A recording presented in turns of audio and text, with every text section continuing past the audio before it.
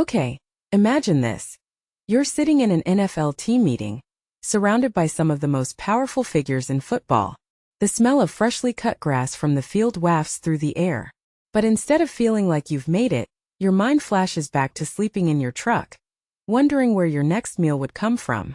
This isn't a movie script, it's Micah Brown's reality, and it's about to make you rethink everything you know about resilience.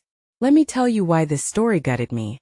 Micah isn't some anointed prodigy who climbed the expected ladder. No, his path looks like a zigzagging roller coaster through hellfire. CFL dreams crumbling? Check. Homelessness? Check.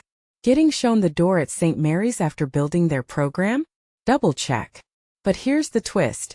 Every time life handed him a punch to the gut, he leaned into the pain like it was a mentor. That's not just tough, it's alchemy. Turning emotional lead into professional gold. Now I'll admit, I initially thought this was another overcome adversity fluff piece.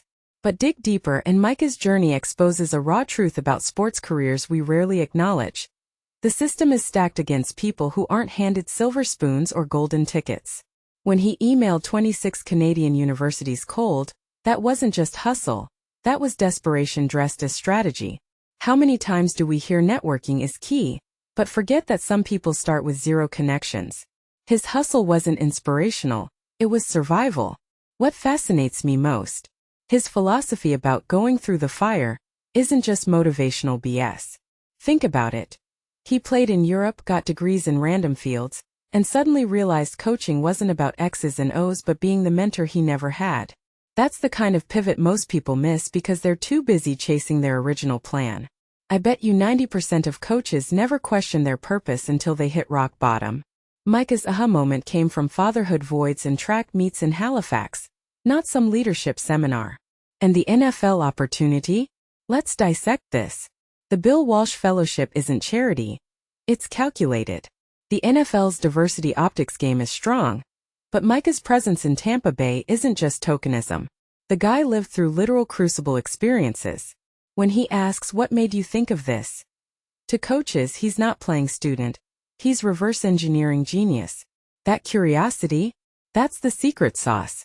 Most people collect degrees, he's collecting mental models.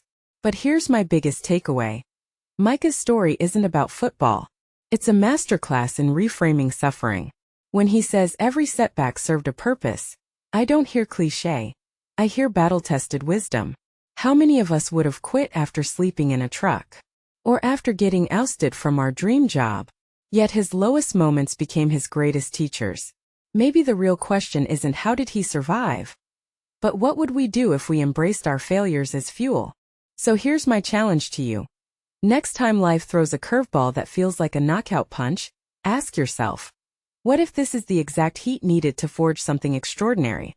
Micah Brown didn't find gold in the fire because he's special. He found it because he refused to stop mining. And honestly, that's the energy we all need right now.